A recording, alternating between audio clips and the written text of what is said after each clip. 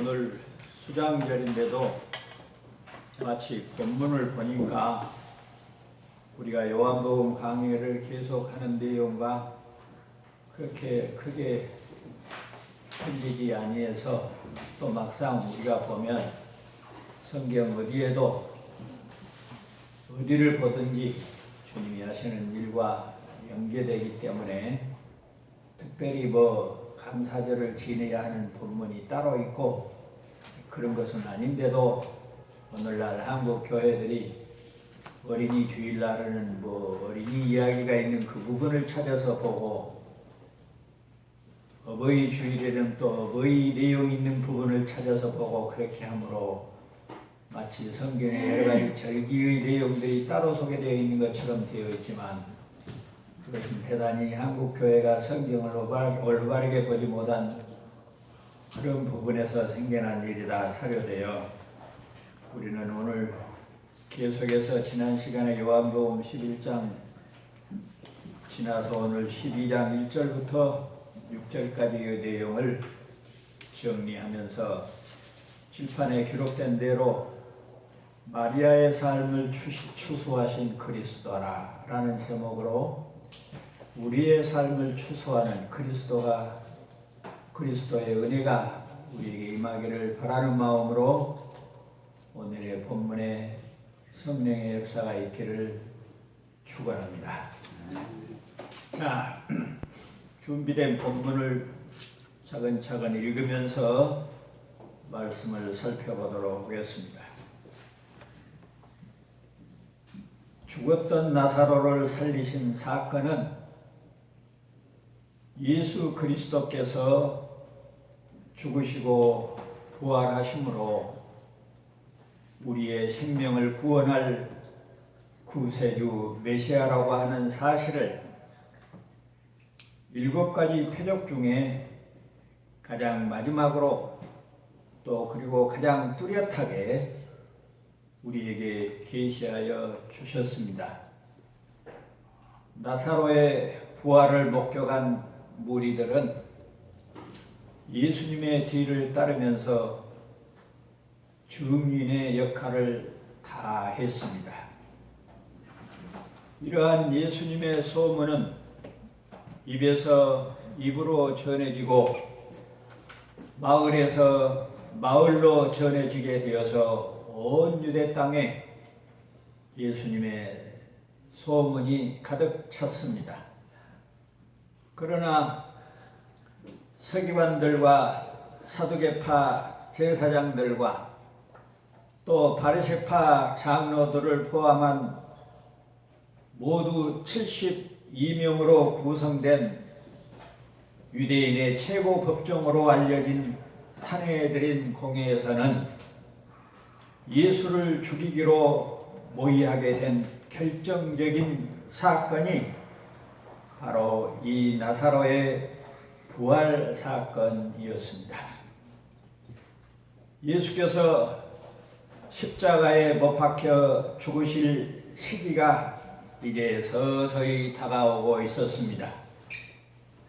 이러한 자신의 때가 다가오고 있는 것을 알고 계신 주님은 깊은 결심과 결정으로 예루살렘을 향하여 올라가게 되었습니다.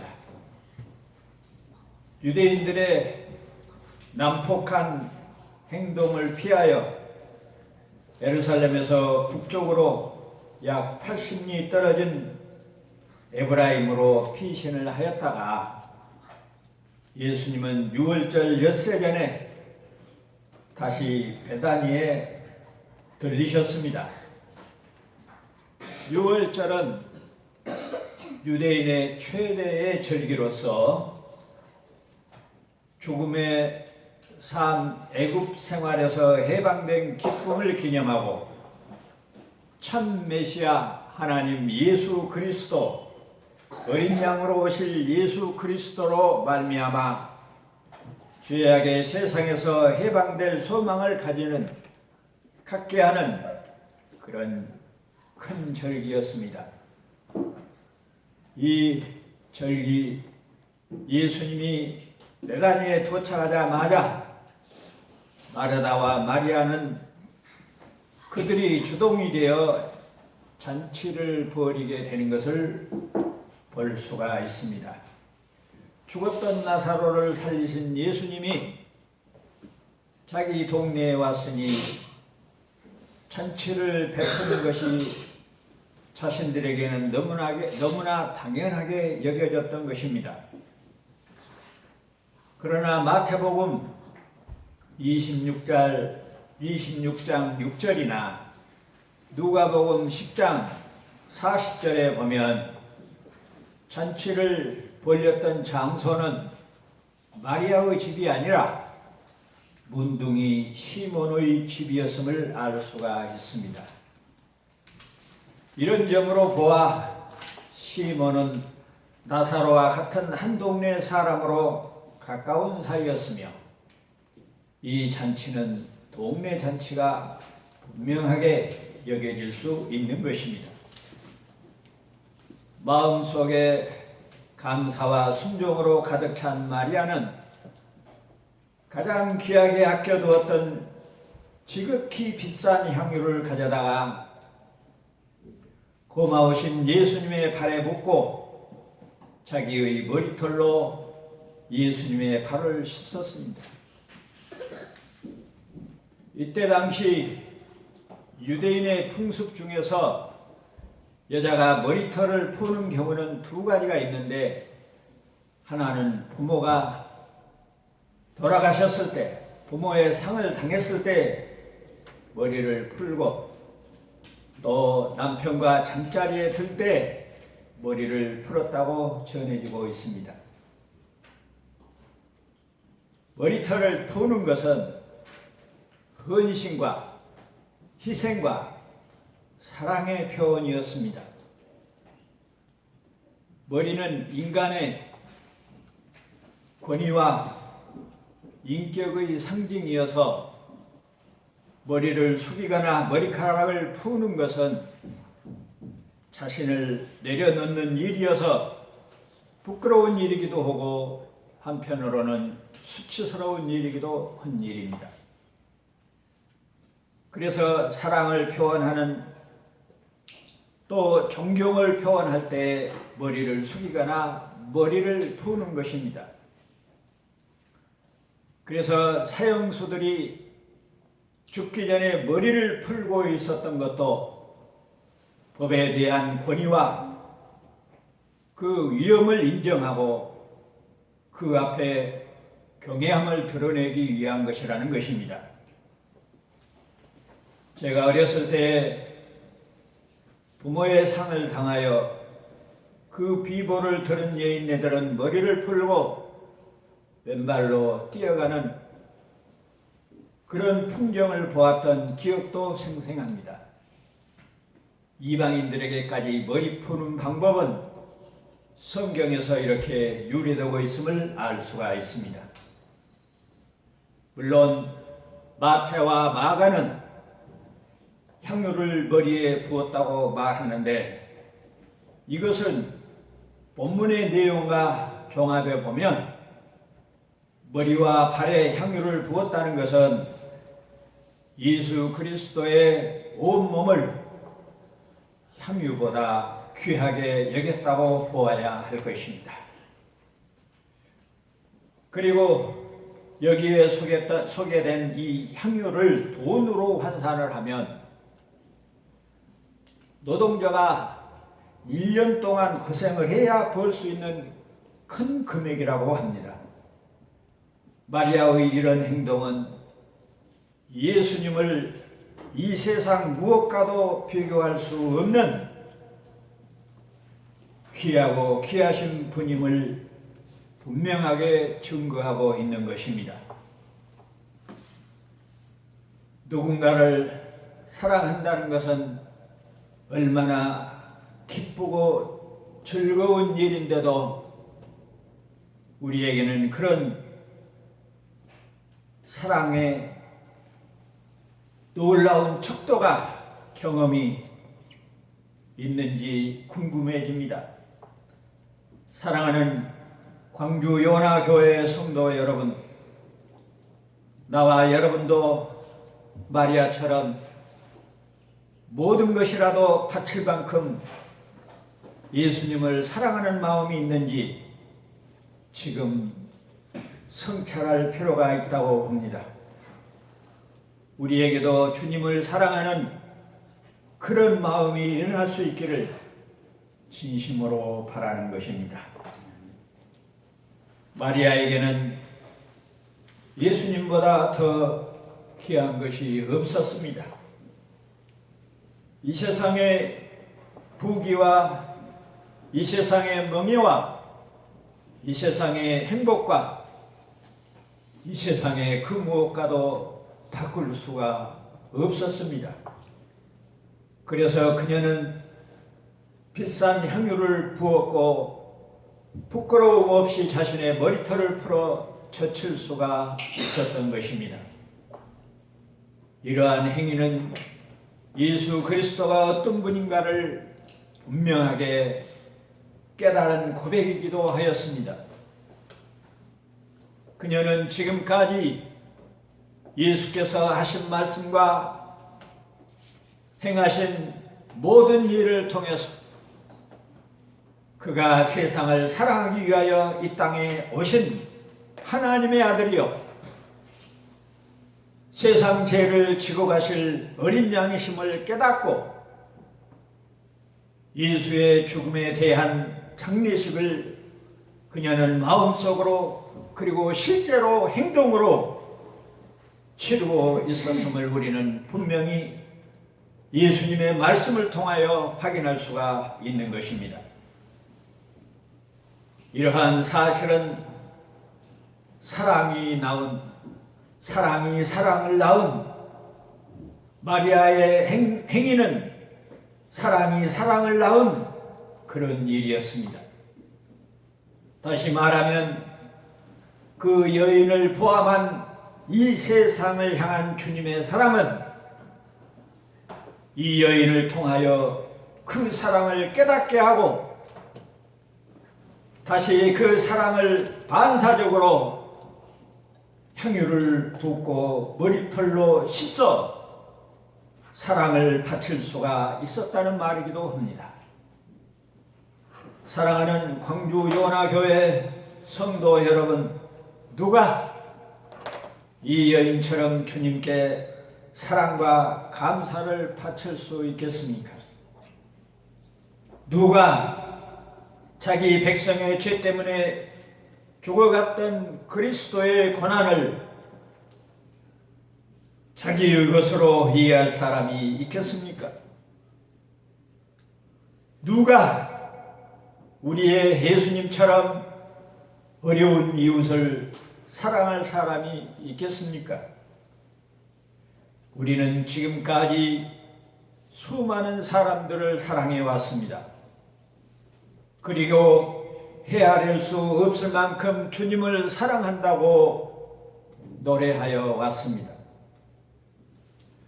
그런 것들이 단순히 일시적으로 감정에 의해서 머릿속에 있는 이해력의 발로로 그런 노래를 불렀는지 점검해야 할 때입니다.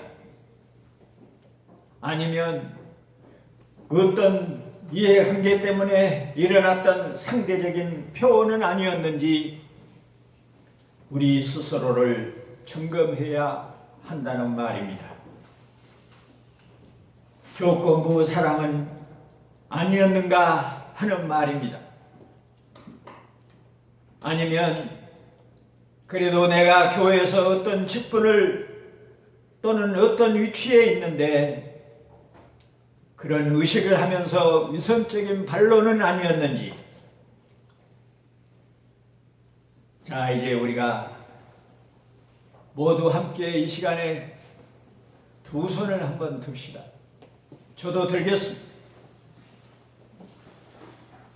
따라서 합니다. 주여, 우리도 마리아처럼 주님을 사랑하게 하옵소서.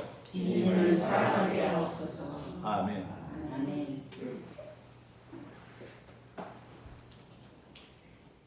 아무리 완벽한 표현으로 사랑하고 감사했다 할지라도 가짜와 위선은 영원히 계속될 수 없으며 날이 갈수록 가면은 벗어지도록 되어 있습니다. 자기의 이해관계와 어설픈 생각 때문에 그 본색이 드러나도록 되어 있다는 것입니다. 그러나 예수 그리스도의 부활의 영을 통하여 새롭게 변화되고 실제로 주님의 사랑을 체험한 자에게 나타나는 사랑과 감사는 처음에는 부족하고 서툴러도 그 사랑은 날이 갈수록 마리아가 부었던 향유처럼 짙어가게 될 것입니다. 죽음을 앞둔 예수님은 이 여인의 깊은 사랑에 얼마나 감사하셨을까?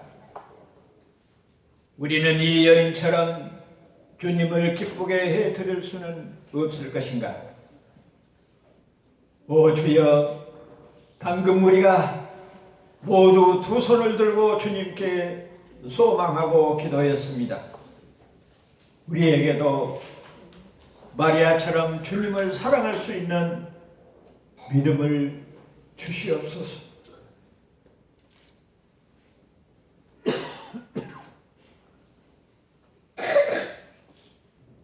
제자들도 역시 예수님의 사랑을 받았기 때문에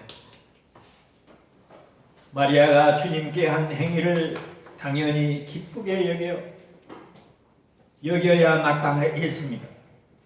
그러나 그들은 그녀의 행위를 전혀 이해하지를 못하고 있습니다.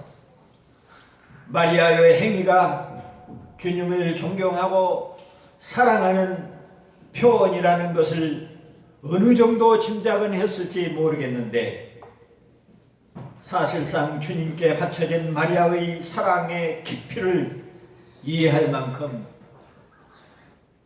주님에 대한 그들의 사랑은 성숙되어 있지를 못했던 것 같습니다. 그래서 제자들은 예수님과 마리아 사이에 그들이 알지 못하는 어떤 썸씽이 틀림없이 있었을 것으로 의심하기도 했습니다. 이와 같이 이해가 결핍되면 어떤 선입견들이 앞서면 선한 일에도 분노와 시기의 죄악이 일어나도록 되어 있다는 것을 우리는 유념해야 할 것입니다. 그러므로 본문 5절에 제자 중에 예수를 팔아먹을 가룟 유다가 마리아의 행위를 정죄하면서 어찌하여 이 향유를 300데나리온에 팔아다가 가난한 자들에게 주지를 않고 허비하고 있느냐, 이렇게 꾸짖고 있습니다. 실제로 가룟 유다의 마음속에는 성경에서 말하고 있는 것처럼 가난한 자에 대한 생각이 있었던 그것이 아니었습니다. 가룟 유다는 제자 중에 회개를 맡은 자로서 공금을 몰래 사용한 도적놈이었습니다. 그는 예수님을 사랑하는 마리아의 신앙을 돈으로 평가를 했습니다. 가룟 유다는 도적질을 뿐만 아니라 영적으로도 무지한 자이기도 하였습니다. 가난한 자를 빙자하여 자기의 배를 채우지 못한 것을 원망하고 있는 것입니다. 오늘날에도 자선을 빙자하여 자기의 배를 채우고 선행을 하는 것처럼 선전하는 위선자들이 교회 안에 수없이 많습니다. 주님의 일을 한다, 불우한 이웃을 돕는다, 전도 사업을 한다 하고 신령한 것을 빙자하여 도적질을 하고 진리를 팔고 교회를 이용하여 거룩한 채 하는 사회사업 그리스도인들이 많습니다. 그래서 우리는 지금까지 아무리 교회가 힘들고 어려워도 성교원 하나를 제대로 운영해 오지 않는 것, 바로 그런 죄악에서 벗어나기 위한 것이 같습니다. 이러한 사람들이야말로 가룟 유다의 후예가 아니고 누구이겠습니까? 유다는 마리아가 향유를 팔아서 돈깨에 넣었더라면 그것을 훔쳐갈 수가 있었을 터인데 그 기회를 상실하게 된 것이 화가 났던 것입니다. 예수님께서 가룟 유다가 도적놈인 줄을 알면서도 돈깨를 맞는 회개로 임명했던 것은 놀라운 일이었습니다. 그것이 가룟 유다의 목을 매는 밧줄인 것을 가룟 유다 자신은 알지를 못했고 많은 사람들도 의혹을 품었을 뿐입니다. 사랑하는 광주연화 교회 여러분, 우리 자신들이 맡은 직무가 가룟 유다의 목을 맨다는 것처럼 우리의 목을 매다는 그런 밧줄이 되어서는 아니 될 것입니다. 아무튼 가룟 유다는 마리아의 행위를 이해할 수 없게 되자 구제를 빙자하여 자기의 욕심을 채우지 못한 화풀이를 하고 있었습니다. 그러나 예수님께서 마리아를 가만히 두라고 말씀하십니다. 우리는 여기서 마리아를 두둔하는 예수님의 뜻을 오해해서는 안 됩니다. 예수님은 우리에게 외적으로 돈을 많이 드리고 호화로운 의식으로 예배하라는 뜻에서 마리아를 두둔한 것이 아닙니다. 오히려 주님은 마리아가 취한 행동이 일반적 예배의 절차나 교회 안에서 늘 행해져야 할 본보기로 인정하고 있는 것은 아니라는 말입니다. 만약 그런 뜻이었다면 마리아를 두둔하지 아니하였을 것이고 마리아의 행위를 나의 장사할 날을 위하여 가만두어라 라고 말씀하시지 않았을 것입니다. 분명히 마리아의 행위는 교회들이 일반적으로 행해야 할 예배의식을 가르치고 있는 것이 아니라 예수 그리스도의 장례 절차를 준비하는 세상에 둘도 없는 복음이 전해지는 곳마다 전해져야 할 특별한 사건인 것을 우리는 명심해야 합니다. 유대인들은 사람이 죽었을 때 그 시체에 기름을 바르고 그 기름으로 온몸에 부은 것이 또 하나의 풍습이었습니다. 성령의 상징이었던 기름을 시체에 바름으로 장사하면서도 부활을 소망했던 유대인의 풍습이 거기에 담겨져 있는 겁니다. 이 기름을 나사로가 죽었을 때 사두었는지 그 일은 알 수 없으나 아무튼 마리아는 이 기름을 예수님이 죽기 전에 머리에 바른 셈이 되었습니다. 그러나 사실상 이때 마리아가 그리스도의 죽음을 정확히 알고 장례식을 위하여 미리 행한 것으로 보기는 일반적으로 너무나 어렵습니다. 마리아 자신도 자신이 하는 일이 예수님의 죽음을 준비하는 일인 줄을 모르고 행했다는 이야기이기도 합니다.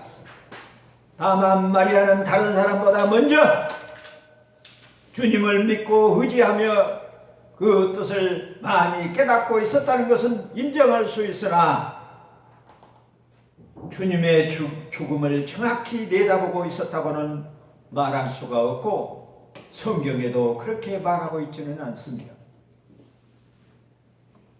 그래서 그녀의 행위는 사랑과 봉사의 마음이 간절한 나머지 그러한 행동을 취했다는 것은 부인할 수가 없는 일입니다.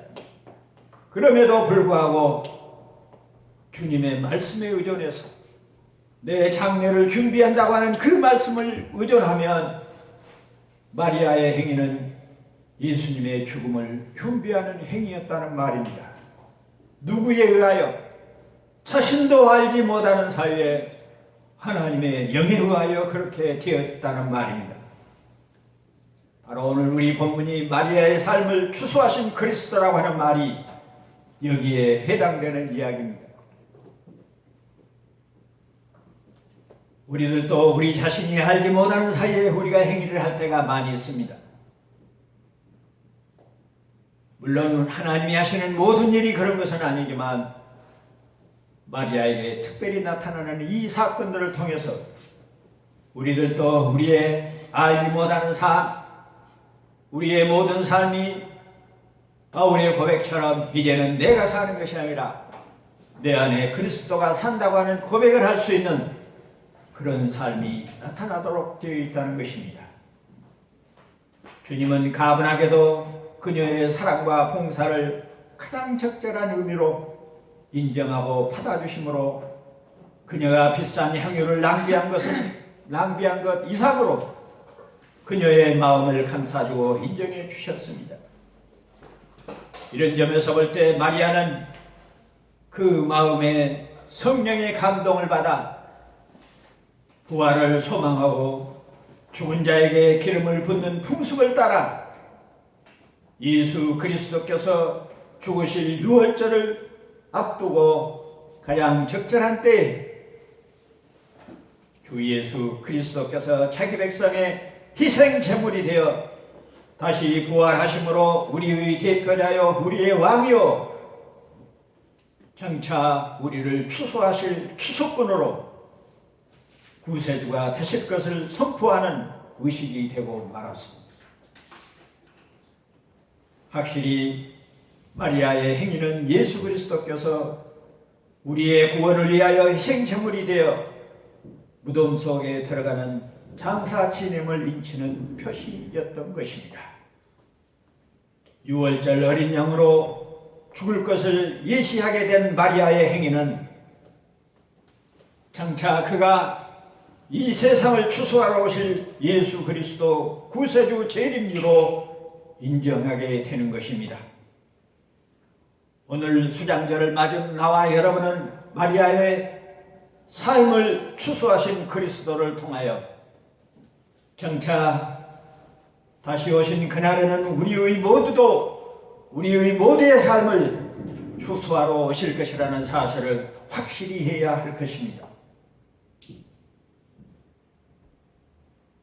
성령의 역사와 감동이 아니고는 그 누구도 해낼 수 없는 성화된 사랑이요 봉사요 예배였던 마리아의 삶.